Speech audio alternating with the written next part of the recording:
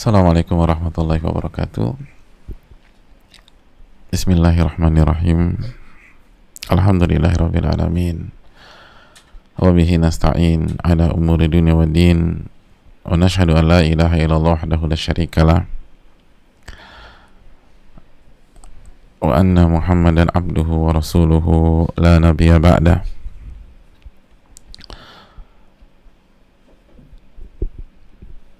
Wa nusalli wa nusallim ala nabiyyina Muhammadin al-mab'uthi lil alamin wa ala alihi wa sahbihi wa ala man ittaba'a huda bi ihsanin ila yaumil wa ba'd. Jamaah yang Allah muliakan, marilah kita membuka majelis ini dengan meminta pertolongan kepada Allah Subhanahu wa taala agar kita diberikan ilmu yang bermanfaat, agar Allah bantu kita, Allah berikan taufik kepada kita. Karena duduk di majelis saja tidak cukup untuk menjadikan orang menjadi orang baik dan orang soleh. Sebagaimana kita bisa mengikuti sebuah kajian dengan taufik, kita pun bisa paham dan bisa mengamalkan dengan taufik dari Allah Subhanahu wa taala. Maka mintalah selalu taufik dari Allah Jalla wa ala. Sebagaimana pun kita memulai majelis ini dengan bersyukur kepada Allah yang telah memberikan kita segala kenikmatan, khususnya nikmat iman dan nikmat Islam, nikmat ilmu dan iman, nikmat yang dengannya kita bisa berjalan menuju arah pulang, kembali ke kampung halaman dan bertemu dengan Allah Subhanahu wa taala. Dan sebagaimana juga kita bersaksi tidak ada ilah yang berhak diibadahi kecuali Allah, dan Nabi Muhammad adalah hamba Allah dan utusan Allah Subhanahu wa taala. Dan oleh karena itu marilah kita juga bersalawat dan salam kepada Nabi kita Muhammadin sallallahu alaihi wasallam beserta para keluarga beliau, para sahabat beliau, dan orang-orang yang istiqomah berjalan di bawah naungan sunnah beliau sampai hari kiamat kelak. Hadirin yang Allah muliakan, kita sudah menyelesaikan semua dalil yang dibawakan oleh Imam An-Nawawi.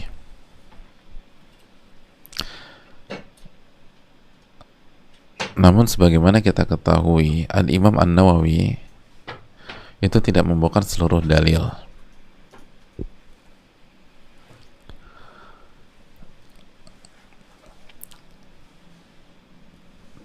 Beliau memilih, dan dengan taufik dari Allah SWT, pilihan beliau itu sangat luar biasa. Nah, oleh karena itu, sebelum kita melangkah ke bab berikutnya, apa bab berikutnya? Bab istiqomah, bab yang gak kalah penting. Mari kita simpulkan apa yang beliau sampaikan, dan kita tambahkan sedikit dari keterangan para ulama kita yang lain. Apa sih yang kita dapatkan setelah kita mempelajari bab yakin dan tawakal ini? Poin pertama, jemaah sekalian, yang kita bisa simpulkan bahwa kita harus belajar tentang keyakinan dan ketawakalan. Yakin itu dipelajari, bukan langsung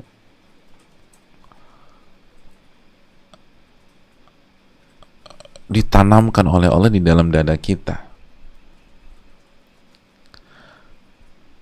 Betul, anak yang baru lahir di atas fitrah.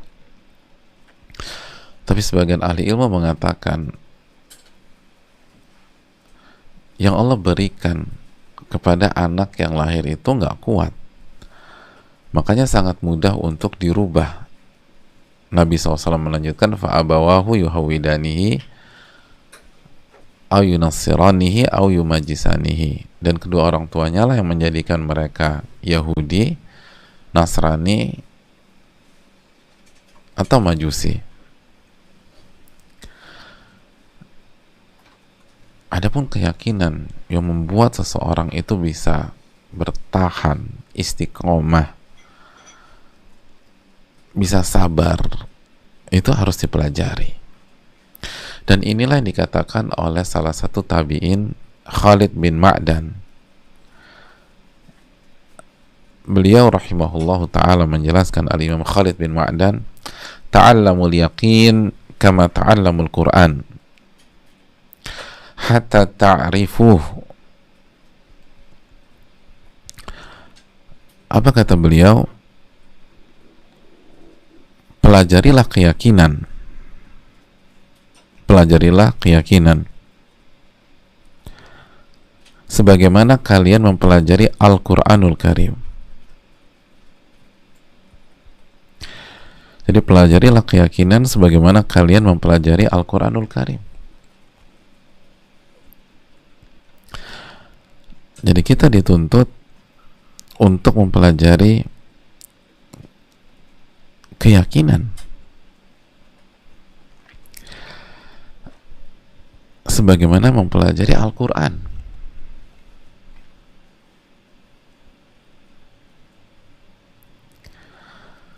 Lalu beliau mengatakan hatta ta'rifu, agar kalian mengerti tentang keyakinan dan bisa memiliki keyakinan.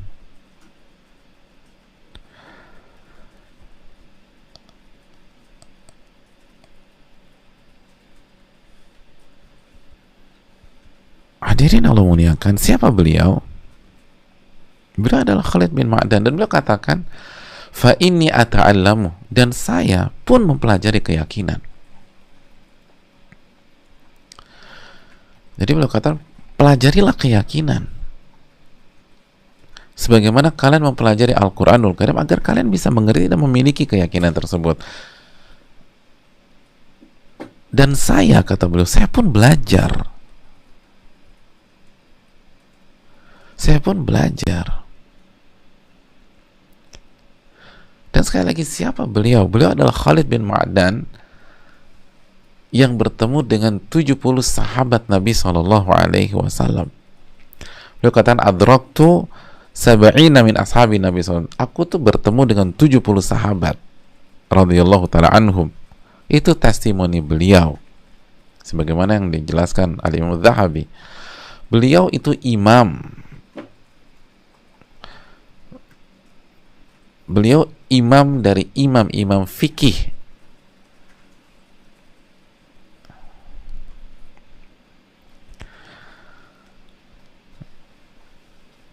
Hadirin Allah muliakan, beliau dipuji para ulama, dimuliakan sebagaimana beliau dimuliakan oleh Al-Imam Al-Auza'i, salah satu nama besar. Intinya apa? Kalau muridnya sahabat sekaliber Khalid bin Ma'dan, Al-Imam Khalid bin Ma'dan rahimahullah, yang belajar dan bertemu dengan 70 sahabat yang mendapatkan gelar Al-Imam, yang diangkat oleh para ulama seperti Al-Imam Al-Auza'i dan dinobatkan sebagai salah satu imam-imam fikih, masih menyatakan fa inni ata'allamu, aku itu belajar bagaimana meyakini. Aku belajar tentang ilmu yakin tuh ada. Jadi nggak ada ceritanya orang baru hijrah minggu lalu terus bilang, nggak, gue yakin banget, gue yakin. Iya sih, tapi 1 minggu Anda udah belajar apa? Nggak mungkin Anda punya keyakinan yang kuat. Keyakinan terus dipelajari. Kalau ganti wardrobe, kalau ganti pakaian yang awalnya bukan aura terus pakai hijab, H+1 juga bisa.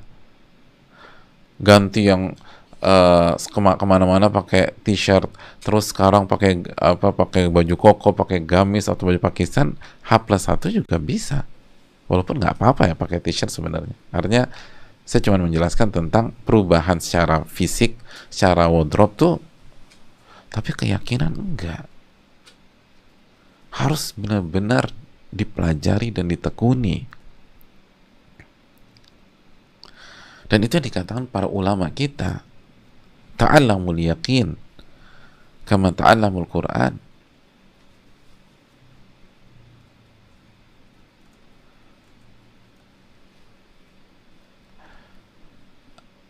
Pelajarilah keyakinan sebagaimana kalian mempelajari Al-Quranul Karim.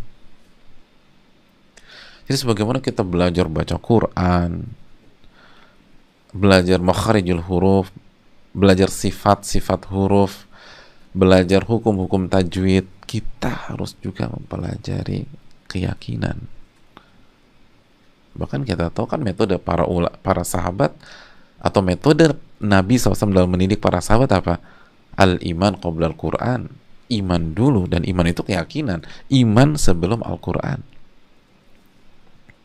Iman sebelum Al-Quran. Itu metode para ulama. Itu metode Nabi SAW. Jadi kesimpulan kita belajar bab al-yakin, bab yakin dan ketawakalan, itu memberikan pesan besar. Walaupun babnya singkat, tapi belajar tentang keyakinan nggak boleh berhenti sampai di sini. Kalau kita mau bertahan, kalau kita mau istiqomah, kalau kita mau jadi orang sabar, seberat apapun ujian yang diberikan kepada kita, seberat apapun musibah,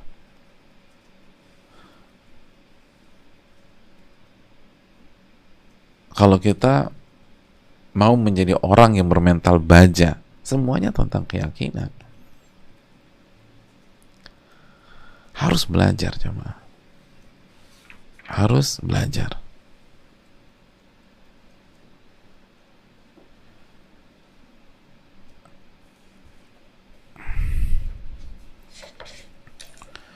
Ini nggak bisa hanya santai-santai terus yakin. Nggak, pokoknya gue yakin banget sama Allah. Bicara gampang. Tapi siapa yang bisa bertahan di tengah ujian yang sangat berat?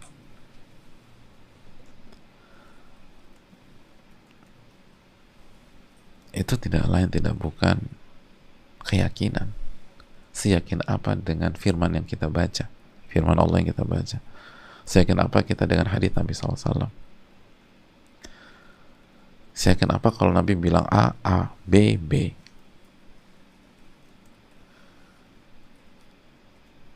Oleh karena itu, ini yang harus kita pelajari. Nah, jamaah yang Allah muliakan, berbicara tentang keyakinan dan belajar keyakinan, ada sebuah diskusi menarik beberapa ulama klasik ketika mereka berbicara tentang kekayaan dan kemiskinan. Diskusi ini dibawakan oleh Al-Imam Ibn Abi Dunya dalam kitabnya Al-Yakin.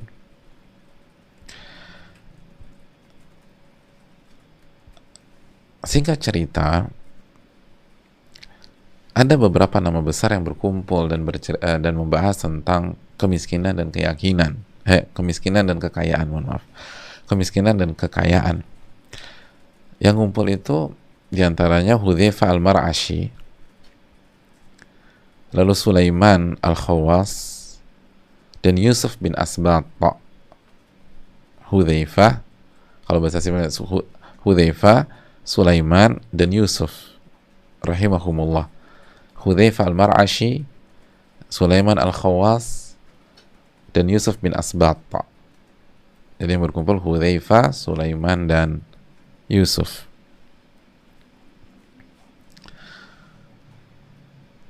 Nah, mereka berbincang tentang kemiskinan dan kekayaan. Fatadzakarul faqra wal ghina. Berbicara tentang kemiskinan dan kefakiran dan kekayaan. Isu yang selalu menarik ya. Siapa yang nggak mau jadi orang kaya?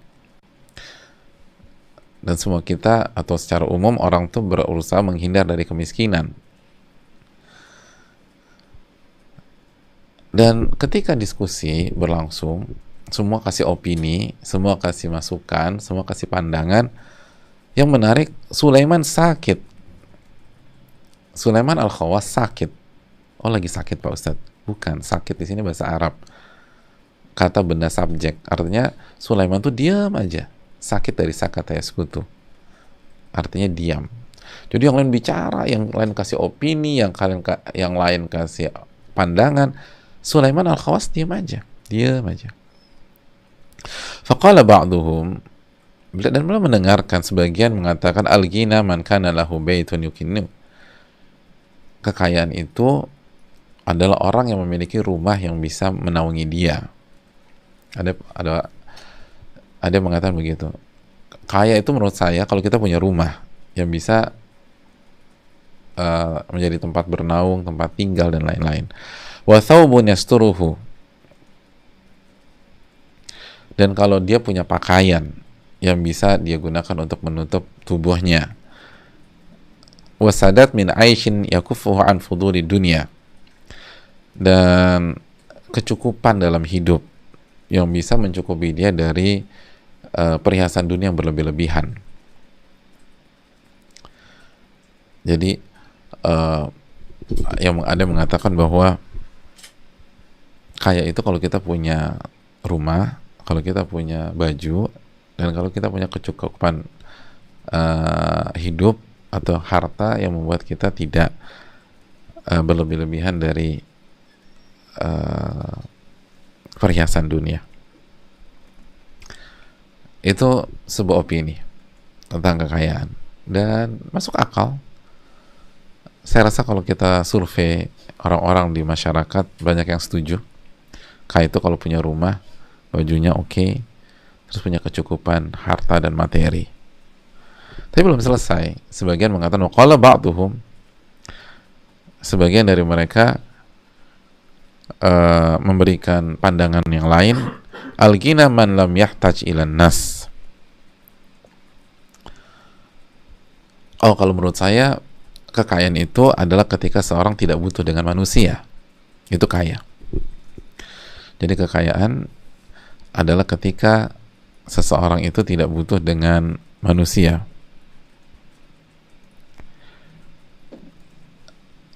Kekayaan adalah pada saat seseorang itu tidak butuh pada manusia. Tapi ternyata diamnya Sulaiman ditangkap oleh teman-temannya, sehingga mereka penasaran, pandangannya Sulaiman itu apa sih, kok diam aja dari tadi. Hadirin Allah muliakan,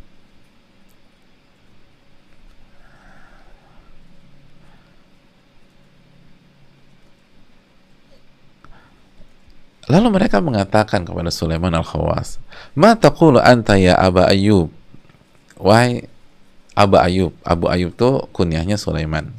Kita udah bahas tentang kunyah ya, nama panggilan bapaknya Ayub gitu loh. Menurut engkau kekayaan itu apa sih? Pandangan kau tuh gimana tentang kekayaan dan kemiskinan? Begitu ditanya tentang hal ini, fabaka.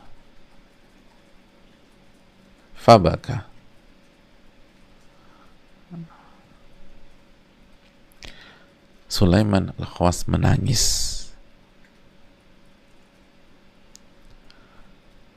Lihat para ulama kita ya, hatinya tuh lembut gitu. Lalu beliau katakan, ra'aitu jawami al-ghina fit tawakkul.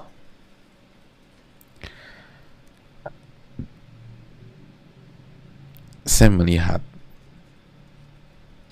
melihat bahwa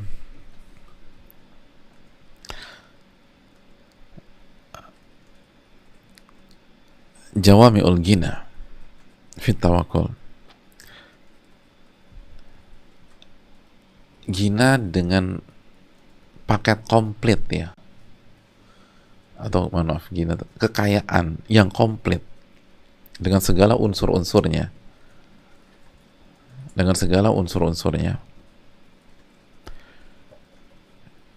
itu ada di dalam ketawakalan seseorang kepada Allah.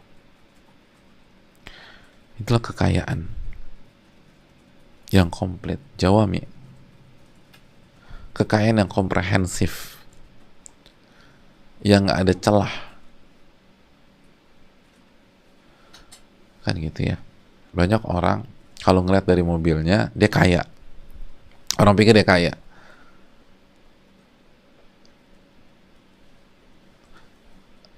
Tapi ternyata ketika main ke rumahnya biasa aja. Ternyata investasinya di mobil. Kenapa? Karena dia harus sering ketemu klien. Dia harus bangun personal branding. Mobilnya, dia kemana-mana orang akan nengok. Tapi pas ke rumahnya, begini doang ya rumahnya. Biasa aja. Biasa. Ada nggak? Banyak seperti itu. Banyak. Dan investasinya di mobil. Bahkan ada orang deal tuh di dalam mobilnya. Pokoknya mobilnya tuh keren banget. Ini rumahnya biasa aja.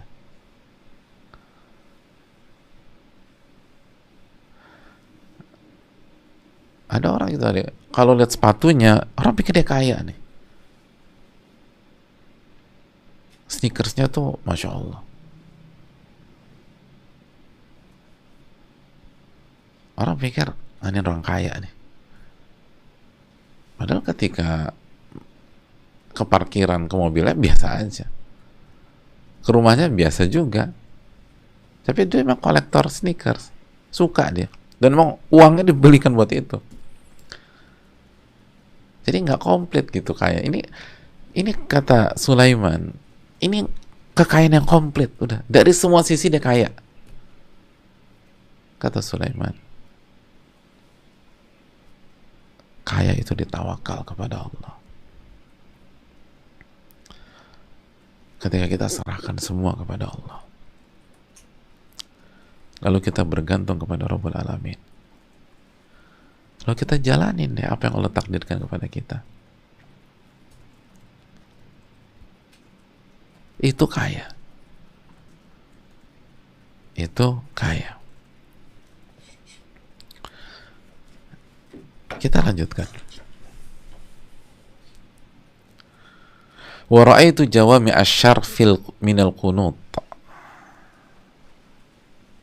Dan aku melihat semua keburukan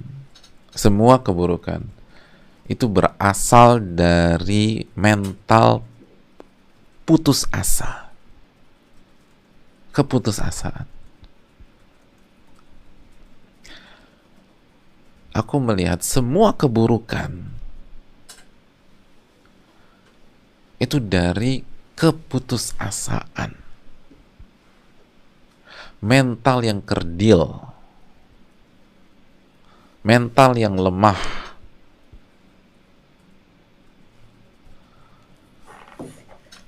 Jamaah, kita harus catat ini value-value mahal semua.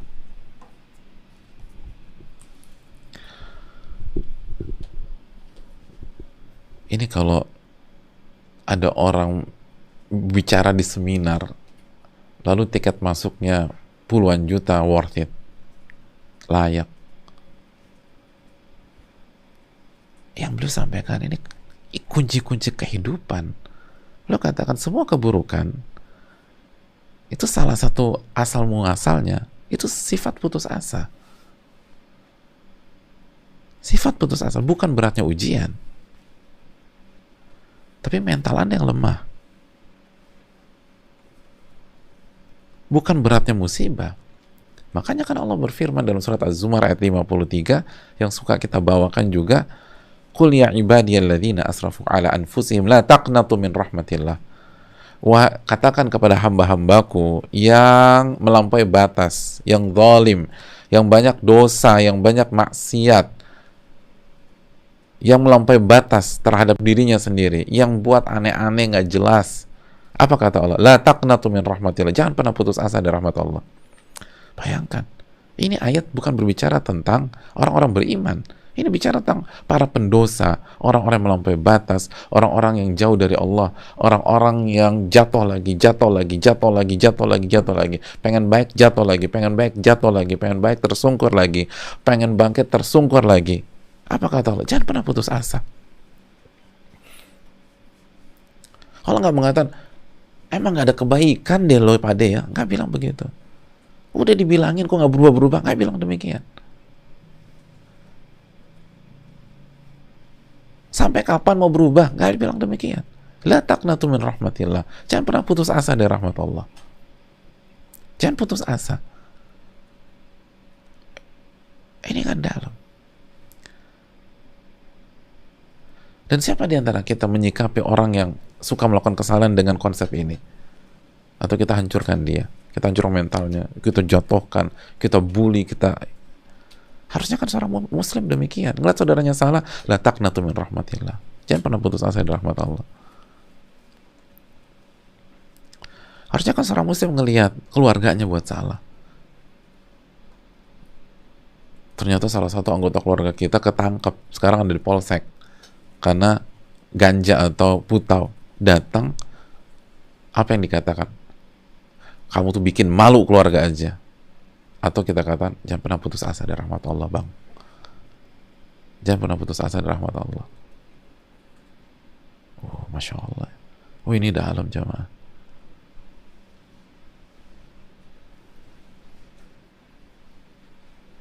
Ketika kita nggak usah bicara orang lain lah, keluarga aja, di keluarga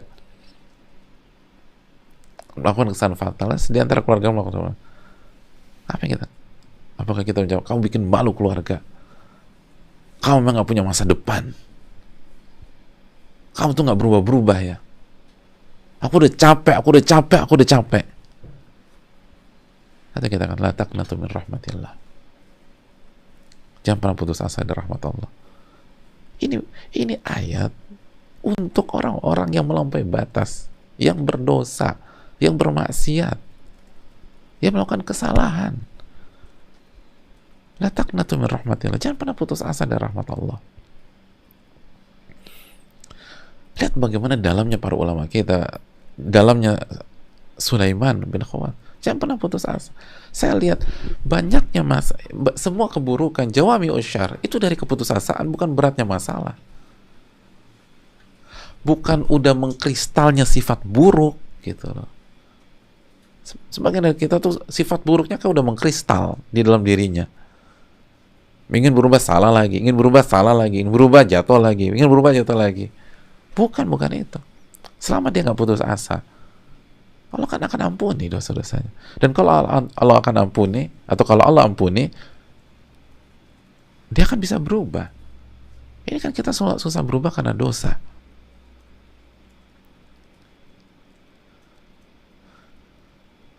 Wih, ini konsep mahal, jamaah. Jawami usyar minal kunut. Semua keburukan itu seringkali berasal dari keputusasaan, bukan fatalnya kesalahan. Karena orang kalau melakukan kesalahan fatal, lalu dia bangkit lagi, dia percaya diri lagi, dia bertawakal kepada Allah, bertawakal kepada Allah, selesai. Dia akan berada di top.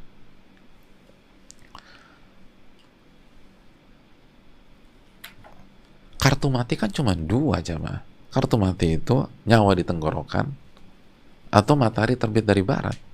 Selama nggak ada dua hal itu, nggak ada istilah kartu mati dalam kehidupan. Skakmat itu cuma dua, nyawa di tenggorokan, matahari terbit dari barat. Selama tidak ada itu, permainan masih berjalan. Makanya sebenarnya jangan salahkan musibah atau ujiannya, salahkan mental kerdil kita, keputusasaan kita. Nah, gimana caranya? Mari kita lanjutkan lagi. Wal gina haqqul gina man askanallahu qalbahu min ginahu yaqina wa min ma'rifati tawakkula. Hadirin Allah muliakan. Dan kata beliau, gina yang sesungguhnya, gina yang mohon maaf saya belum artikan kebiasaan. Kekayaan yang sejati, al-gina itu kekayaan yang sejati, al-gina haqqul gina, kekayaan yang sebenarnya, yang sejati, yang pure, yang benar. Man askanallahu qalbahu min ginahu yaqina, yaitu orang yang Allah tenangkan hatinya dengan seluruh kekayaan Allah dan karunia-Nya. Dan semua mengkristal menjadi sebuah keyakinan. Jadi kekayaan yang sesungguhnya, yang benar-benar kekayaan, adalah orang yang Allah berikan ketenangan dalam dirinya dengan segala karunia, segala ilmu, segala macam, sehingga sampai pada titik dia yakin sebenar-benarnya dengan Allah.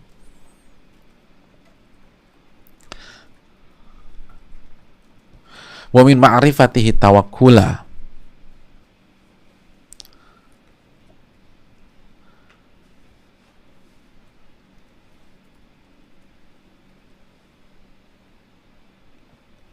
dan semua itu menjadikan atau menjadi ilmu dan ma'rifat,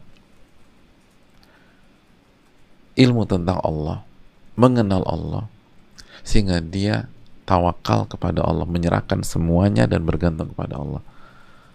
Itu kekayaan.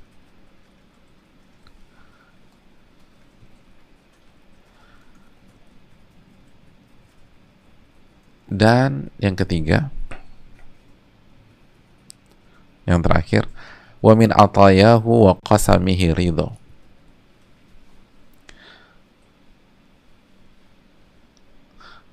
Dan diberikan ridho terhadap apa yang Allah berikan dan Allah tetapkan kepada dia.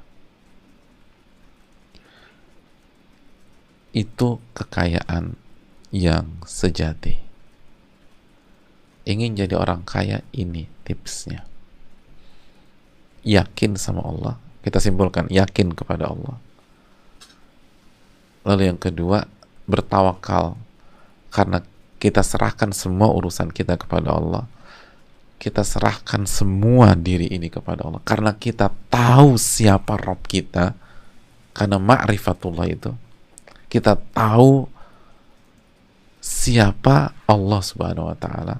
Allah nggak mungkin menyia-nyiakan kita.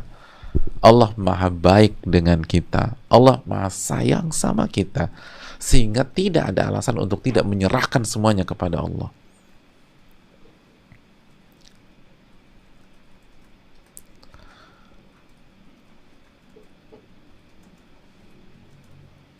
Hadirin, kenapa kita serahkan koper kita pada saat kita check-in pesawat sama tuh orang maskapai? Kita serahkan karena kita tahu bahwa dia adalah pihak yang tepat dan akan membawa tuh koper ke pesawat dan akan kita ambil lagi di airport destinasi kita. Itu pun tidak ada jaminan selalu berhasil. Beberapa kali koper hilang, tapi itu tidak membuat orang-orang jera untuk menyerahkan kopernya kepada pihak maskapai, karena dia tahu memang dia, maskapai itu, pihak yang paling tepat. Kalau itu bisa terjadi antara manusia dengan manusia, dengan persentase error masih ada, lalu kenapa kita tidak serahkan urusan kita kepada Allah? Kenapa nggak serahkan urusan kita sama Allah?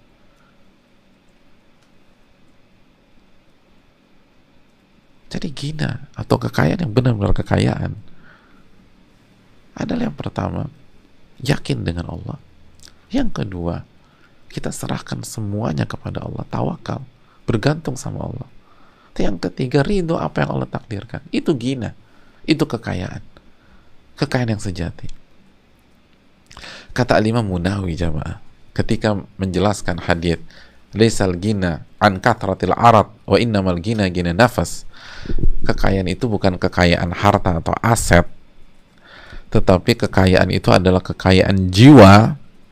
Ini jiwa, nih jiwa yang yakin, jiwa yang tawakal, jiwa yang ridho. Kata para ulama seperti Ali Munawi, maksudnya adalah al-ghina hakiki nafi' mu'tabar. Yang dimaksud adalah kekayaan yang sejati dan bermanfaat dalam hidup dan yang diperhitungkan oleh Allah Subhanahu wa taala. Adapun kekayaan berupa aset dan harta belum tentu bermanfaat. Belum tentu bermanfaat. Dan belum tentu diakui dan diridhoi oleh Allah. Termasuk kekayaan harta yang halal, emangnya udah pasti bermanfaat? Ada orang punya tabungan 70 miliar, emangnya dia manfaatin 70 miliar selama hidupnya? Enggak, paling yang dia manfaatin hanya beberapa miliar. Oh, tapi kan bisa buat warisan, Ustaz. Oke, kita lihat pas warisan, emang semua happy ending? Ada banyak keluarga ribut tuh, manfaat? Enggak, hanya 70M hanya buat keluarga pecah. Receh banget keluarga kita, hanya senil 70M. Receh kan?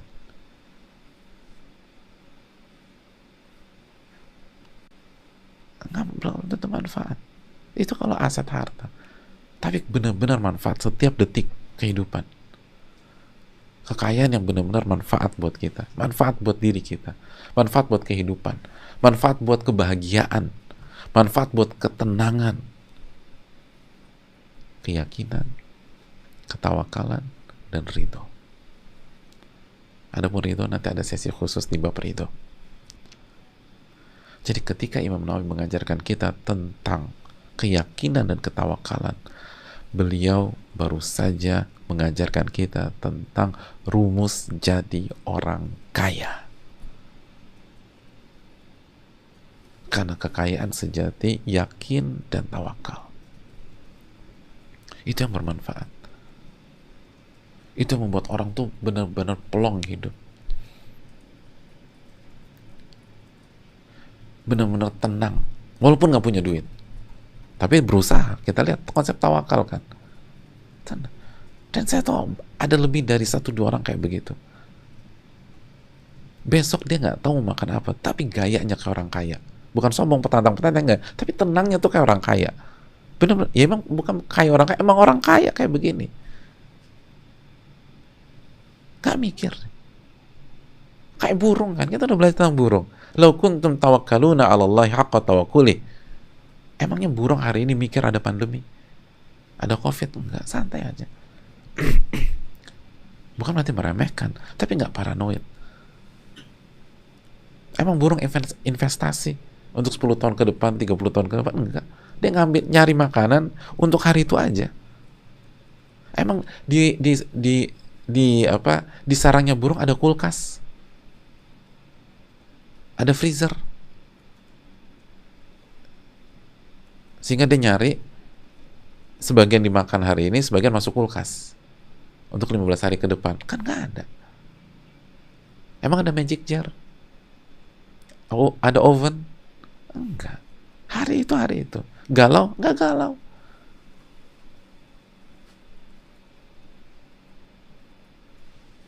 Tanya orang-orang yang kerja di teller, ada burung buka rekening? Enggak. Bukan berarti nggak boleh, enggak. Tapi kita bicara tentang ketenangan hati. Jelas buka rekening boleh, jamaah sekalian. Adanya ayat tentang warisan di Al-Quran dalam surat An-Nisa itu menunjukkan bolehnya kita menabung. Tapi maksudnya, kenapa kita udah punya rekening segala macam, kok nggak tenang juga? Itu poinnya. Burung tuh tenang-tenang aja. Kita punya aset segala macam, kok galau? Kenapa burung tenang? Itu poinnya. Berarti kan ada yang salah. Aduh, gue lagi mumet nih, berantakan semuanya. Padahal dia masih punya rumah 3, masih punya mobil 4, masih punya emas, segala macam. Emang burung ada mumet begitu? Anda pernah lihat nggak sih burung pulang sore hari muka pucat gitu? Kan nggak ada. Itu kekayaan tuh itu. Kalaupun kita nggak punya apa-apa,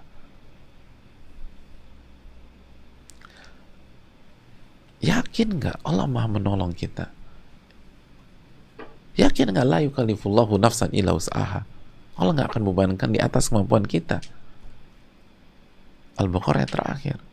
Yakin nggak wa asa an takrahu syai'an wa huwa khairul lakum? Bisa jadi yang kalian anggap buruk ini yang terbaik buat kalian.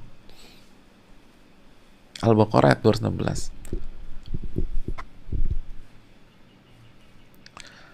Kemarin saya baru ketemu orang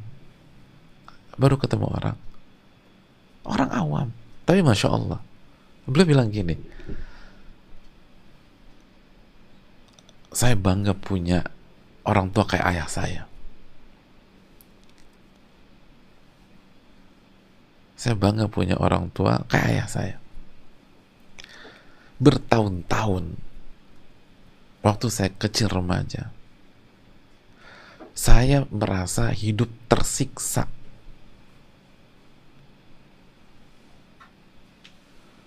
Ternyata sekarang saya baru merasakan manfaatnya. Ternyata yang dilakukan ayah saya waktu saya kecil remaja itu ilmu semua. Saya diajarkan ilmu, saya diajarkan mental, saya diajarkan spirit, dan seterusnya. Saya yakin dalam ngadepin hidup. Itu. Terus makanya setelah itu pintu masuk, baru masuk. Begitu juga Mas, Allah Subhanahu wa Ta'ala. Ketika Allah mentakdirkan kita sesuatu, kita pikir kita berada dalam siksaannya. Enggak, sabar dulu. Wattaqullah wa yu'allimukumullah. Anda bertakwa ngadepin masalah hidup, Allah akan ajarkan kalian ilmu. Bertakwalah. Itu untuk masa depan Anda, untuk mental Anda, untuk kekuatan Anda. Jadi sama kan, makanya konsep kan sama. Betapa itu kan kita banyak di antara kita kita dulu merasa orang tua kita tuh jahat, orang tua kita tuh sangar, orang tua tuh kita kejam. Ternyata semua itu pola yang dibangun mereka untuk kebaikan kita pada hari ini, dan kita bersyukur punya orang tua seperti itu. Falillahil mathalul a'la. Kalau kita bisa terima konsep ini, kenapa kita nggak bisa terima konsep yang jauh lebih sempurna, yaitu Allah Subhanahu wa Ta'ala? Rabbana ma khalaqta hadza batila. Allah berfirman di akhir surat Ali Imran, ya Allah, orang-orang beriman itu mengatakan, ya Allah, Rabbana ma khalaqta hadza batila. Engkau tidak akan menciptakan sesuatu tanpa ada alasan, tanpa ada hikmah, tanpa ada kebaikan. Pasti baik. Nah pertanyaannya, seyakin apa kita dengan itu? Itu kan, kalau kita yakin, tenang.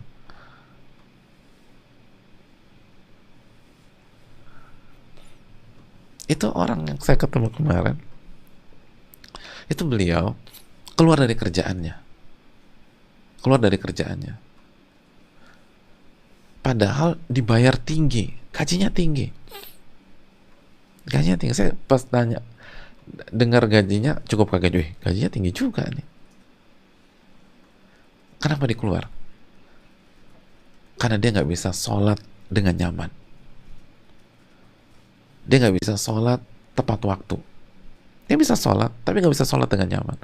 Ketika dia kerja, terus dia ngelihat ada orang sholat di tepat waktu, sedih hati dia. Enggak nih, saya harus buat keputusan. Saya mau keluar. Pas keluar, karena ini orang jago, dirayulah sama bosnya. Kata bosnya, lo jangan keluar dulu, kamu jangan keluar dulu.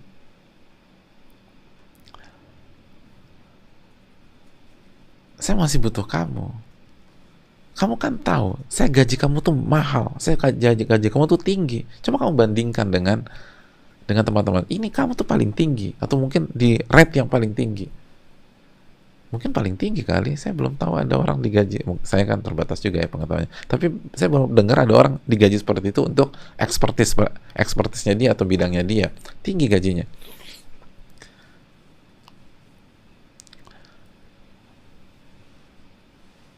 Dan saya tahu di tempat kerja yang sekarang gajinya nggak setinggi itu. Jadi gajinya tinggi. Apa kata dia ke bosnya? Bos, bagi saya uang bukan isu, bos. Dan bos jangan bawa-bawa gaji yang tinggi, karena sebelum saya kerja sama bos, gaji saya di perusahaan yang sebelumnya lebih tinggi lagi dari ini. Jadi asik ngomongnya. Bos jangan bicara gaji. Saya tuh kerja di sini bukan karena gaji gitu loh. Kenapa? Karena perusahaan yang dulu menggaji saya jauh lebih tinggi dari ini. Dan saya lebih milih ini kan. Bukan itu poinnya. Maka nggak ada maka gaji itu bukan halangan untuk saya keluar. Dan benar. Sekarang tempat kerjanya sekali lagi jauh lebih murah daripada gaji dan dia happy, senang, santai aja, tenang tuh hidupnya karena yakin sama Allah, yakin, terlihat ada pancaran keyakinan dalam matanya.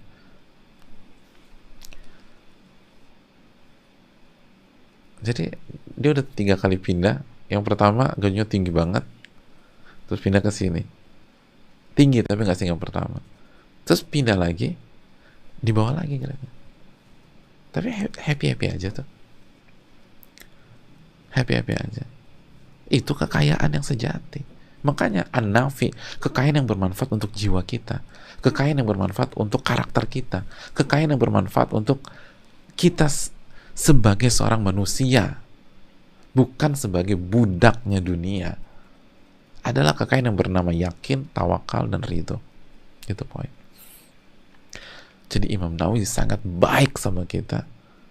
Kita diajarkan rumus kekayaan gratis, nggak usah bayar apa-apa, dan langsung dari wahyu, bukan dari testimoni, bukan dari pengalaman, bukan dari retorika, bukan dari sampel yang belum tentu sesuai dengan kondisi kita atau tidak. Mungkin sesuai dengan sampel tersebut, tapi kan belum tentu sesuai dengan kita. Tapi ini langsung dari wahyu dari Allah dan Rasulnya. Laisal ghina an kathratil arad wa innamal ghina ghina nafs. Kekayaan itu bukan kekayaan harta atau aset, tapi kekayaan jiwa. Kekayaan jiwa.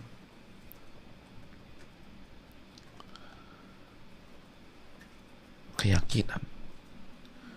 Dan kehancuran tadi, keburukan itu karena keputusasaan. Dan kenapa putus asa? Nggak yakin sama Allah. Orang kalau udah nggak yakin, putus asa, drop, lemah, pelin-pelan, maju mundur.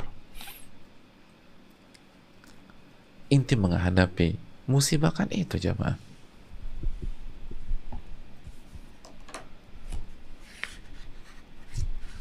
Semua musibah kalau kita yakin sama Allah, semua akan ringan.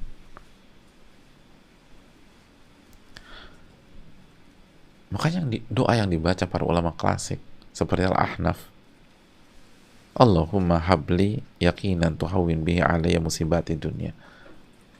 Ya Allah, berikanlah aku keyakinan yang dengan keyakinan itu musibah-musibah dunia itu jadi ringan. Nah, semua tentang keyakinan. Musibah-musibah dunia jadi ringan. Kalau kita ingin membuat musibah ringan,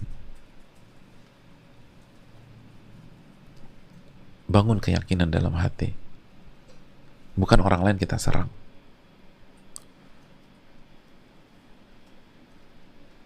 Bukan ujiannya kita kecilkan, bukan. Walaupun kita berharap dapat ujian yang mudah terus dari Allah. Kalau perlu nggak usah ada ujian. Dalam arti, jangan pernah minta ujian, itu poinnya. La tatamannaw liqa'al adu, jangan pernah berharap bertemu dengan musuh. Was'alullah al-afiyah, jangan pernah berharap bertemu dengan musuh, dan minta selalu keselamatan dari Allah. Tapi kalau Allah takdirkan, maka bersabarlah. Tapi makanya kalau Allah takdirkan, maka kuatkan keyakinan. Kuatkan keyakinan, in tansurullah yansurkum, jika kalian menolong agama Allah, Allah akan tolong kalian. Tanamkan keyakinan, ihfadillah yahfadka, kita sudah belajar hadisnya, jagalah hak Allah, niscaya Allah akan jaga Anda. Ini semua tentang keyakinan.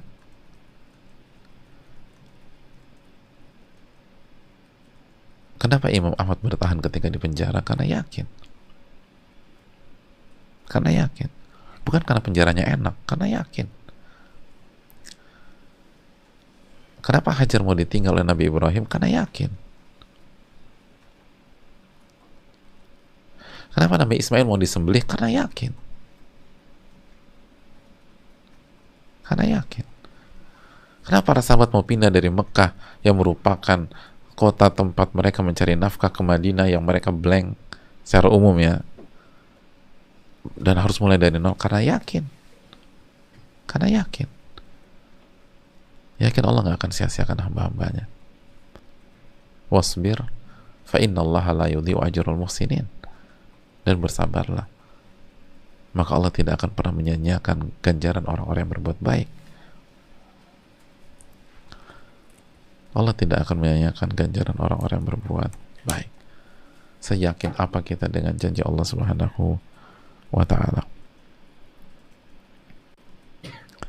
Ini bisa disampaikan. Kita buka sedikit waktu untuk sesi tanya jawab. Wassalamualaikum warahmatullahi wabarakatuh.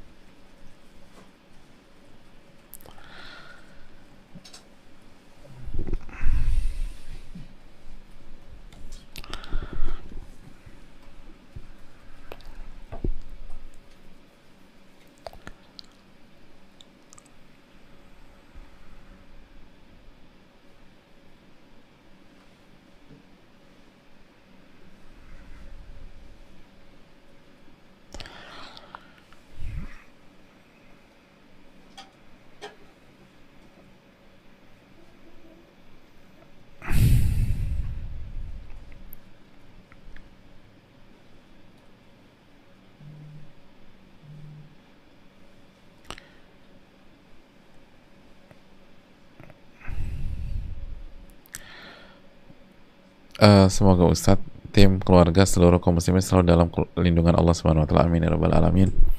Saya izin bertanya Ustadz, dalam hadis ini yang kemarin ya. Oh, hadis kemarin.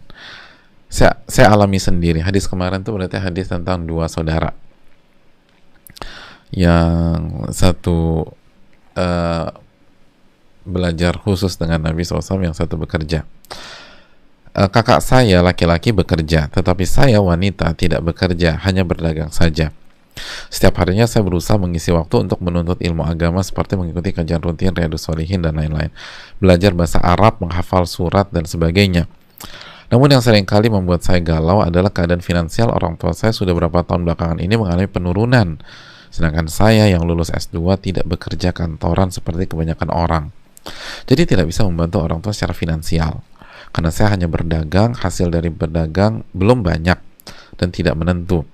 Dan orang tua saya juga tidak bisa selalu berharap kepada kakak saya yang laki-laki, karena beliau sudah berkeluarga. Walaupun kakak saya yang membayar listrik rumah setiap bulannya, kadang suka membantu juga.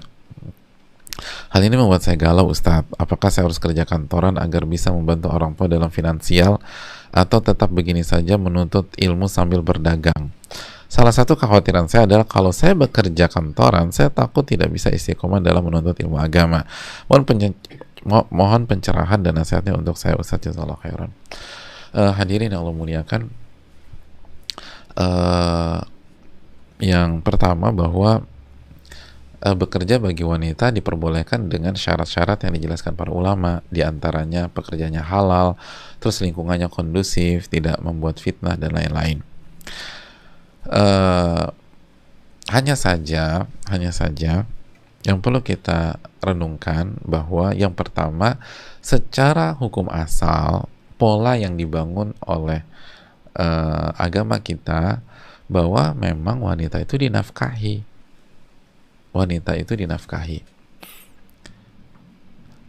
Baik sebelum menikah atau setelah menikah. Sebelum menikah dinafkahi oleh ayah atau kakak laki-laki, atau laki-laki dari jalur ayah, om, kakek, dan seterusnya. Dan begitu dia sudah menikah, maka dinafkahi oleh suaminya. Kenapa demikian?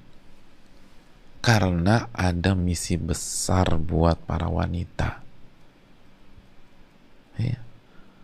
Jadi bukan bukan keliru kalau dikatakan wanita ditaruh di kursi pesakitan, hanya dijadikan benalu, nggak punya kekuatan, tidak punya peran dan lain sebagainya. Keliru.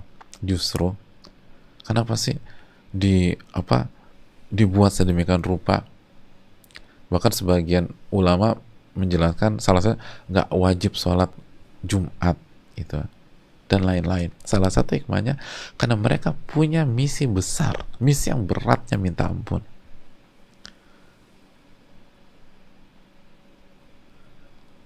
Yaitu mencetak generasi.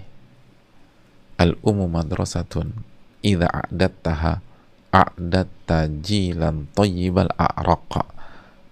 Ibu adalah madrasah, sekolah kehidupan. Kalau Anda persiapkan wanita dengan benar sehingga menjadi seorang ibu yang hebat, Anda baru saja mencetak sebuah generasi. Bukan seorang person, Anda baru saja mencetak seorang generasi. Anda baru saja mencetak generasi yang handal dan bukan hanya satu orang person, wanita itu sendiri. Dan wanita harus jadi defender yang jago dalam rumah tangganya, harus jadi kiper, penjaga gawang, karena kalau semuanya keluar, gawang kosong dan sangat rentan. Dan nggak ada pencinta sepak bola mengatakan kiper itu nggak ada kerjaan. Kiper itu sangat vital. Kiper itu sangat vital.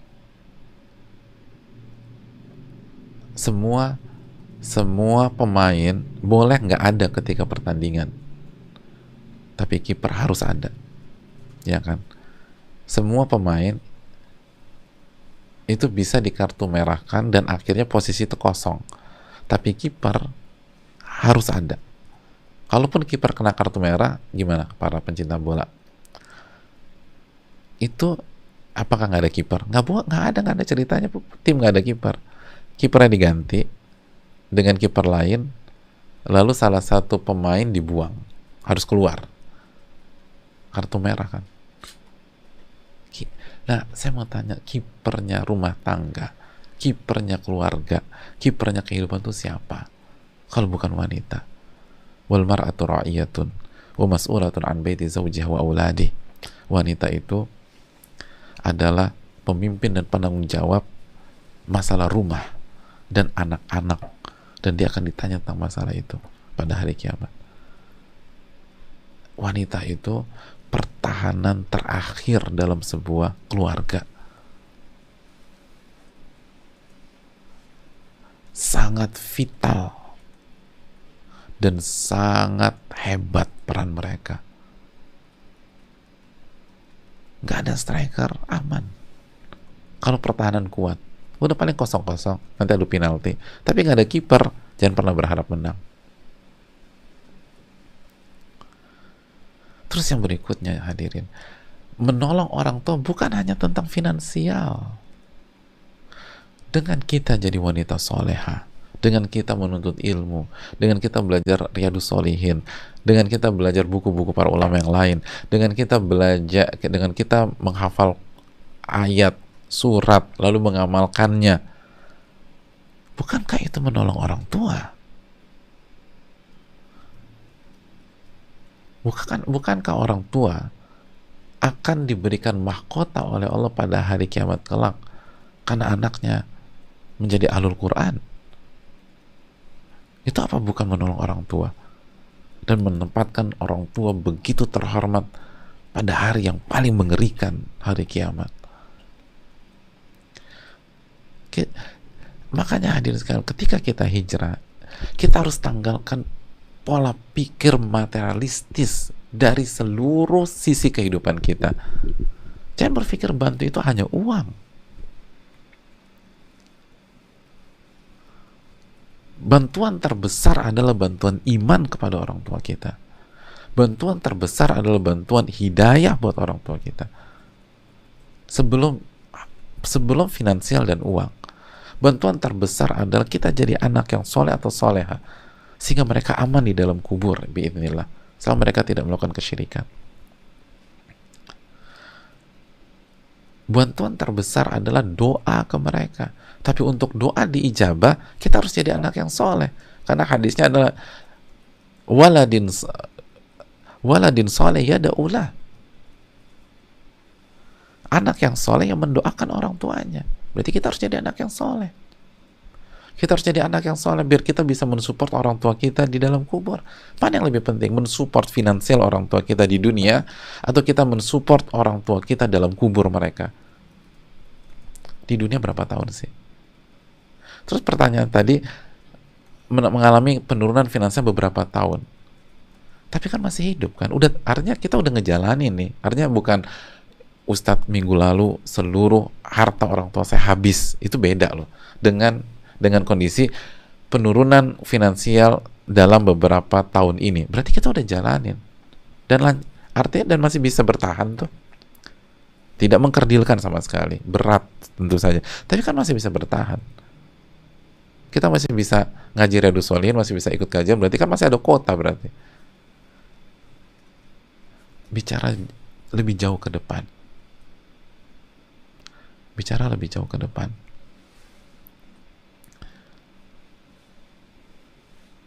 Tanpa kita haramkan, boleh dengan segala ini. Tapi coba kita lihat yang lebih esensi. Wisdomnya tuh gimana gitu loh. Apakah benar itu jalan yang paling bijak? Atau kita bagi tugas? Siapa yang support orang tua kita dari segi iman, dari segi pahala, dari segi doa, dari segi amal soleh?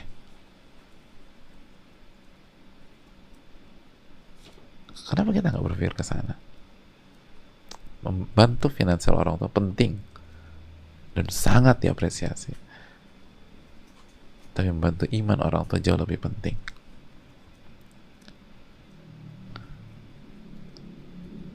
Dan sudahkah kita menjadi garda terakhir yang baik sebelum kita berpikir untuk keluar?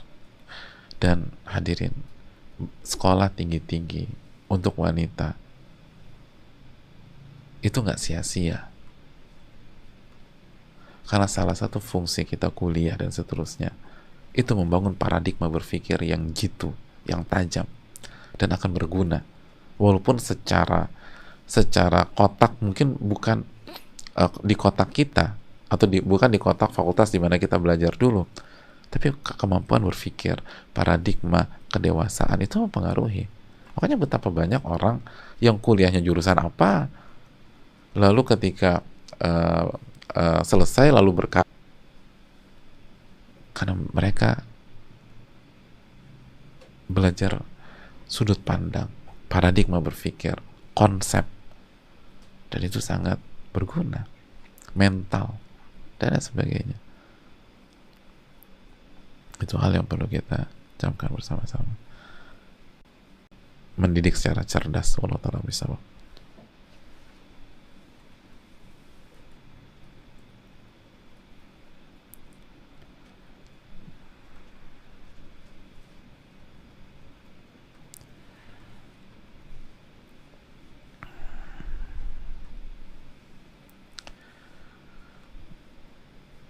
Assalamualaikum warahmatullahi wabarakatuh. Waalaikumsalam warahmatullahi wabarakatuh. Semoga Allah SWT meridai Ustadz, keluarga besar kaum muslimin, amin ya rabbal alamin. Ustadz mau nasihat sepeninggal istri anak yang baru melahirkan agar kuat. Jazakallah khair Ustadz. Ya, terima kasih jazakallah atas pertanyaannya. Semoga Allah merahmati kita semua dan khusus yang bertanya dan memberikan husnul khatimah kepada istri beliau yang meninggal di saat atau pada saat baru melahirkan. Yang pertama, hadirin Allah, untuk yang lain bersyukurlah kepada Allah Subhanahu wa taala ketika kita tidak diuji dengan ini. Dan kita baca alhamdulilladzi afani mimma btalahu bihi wa faddalani ala katsir mimman khalaqa tafdila, karena nggak mudah sekali menerima kenyataan istri kita wafat atau meninggal dunia ketika baru saja melahirkan. Yang kedua,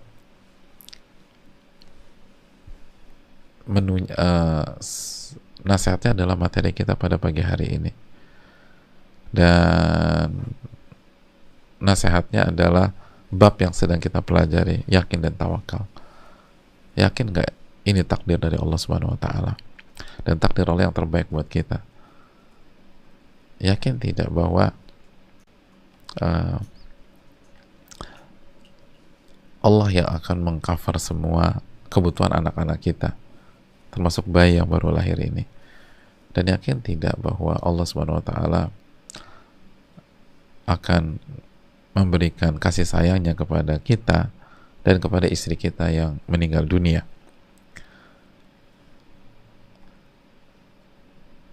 Hadirin Allah mulia, yakin gak kita dengan firman Allah, wa man yatawakkal 'ala Allah fahuwa hasbuh, barang siapa yang bertawakal kepada Allah akan cukupi? Yakin gak ketika kita mendengar bahwa dunia itu fana, wal akhiratu khairul laka minal ula, akhirat itu lebih baik daripada dunia? Seyakin apa kita dengan konsep bahwa semua kita akan mengakhiri masa baktinya di dunia? Ini semuanya tentang waktu.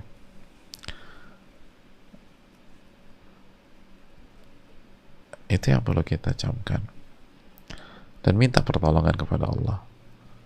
Perbanyak doa, perbanyak zikir. Ingat ketika Nabi SAW kehilangan Khadijah, kehilangan Abu Talib, sehingga tahun itu dinamakan Amul Hazan atau Amul Huzan, tahun kesedihan. Bagaimana cara Allah melipur, atau bagaimana cara Allah menghilangkan kesedihan di dalam hati nabinya? Allah memberikan hadiah yang bernama salat 5 waktu pada saat Isra dan Mi'raj. Salat ini obat kesedihan. Salat, wasta'inu bisabri wassalah, minta pertolongan kepada Allah dengan sabar dan salat. Salat ini jelas Nabi SAW benar-benar sedih ketika kehilangan Khadijah. Apa obatnya? Bagaimana cara Allah menghilangkan kesedihan beliau? Dikasih sholat 5 waktu. Dan ingat, sholat 5 waktu loh. Artinya apa? Kalau kita belum bicara sholat duhanya, sholat tahajudnya dan seterusnya. Artinya ini sebatas sholat 5 waktu. Kalau kita benar-benar khusyuk, kalau kita benar-benar memuliakan dan mengagungkan sholat dengan sebagaimana mestinya, itu akan menghilangkan seluruh kesedihan kita. Apalagi kalau ditambah sholat-sholat sunnah. Tapi sholat 5 waktu saja, oh itu udah mengcover semuanya, hadirin. Tapi pertanyaan, siapa di antara kita yang khusyuk ketika sholat? Siapa di antara kita yang benar-benar menghayati sholat-sholat 5 waktu kita? Iya, sholat 5 waktu: subuh, zuhur, asar, maghrib, isya. Itu kalau benar-benar kita hayati, kesedihan akan hilang.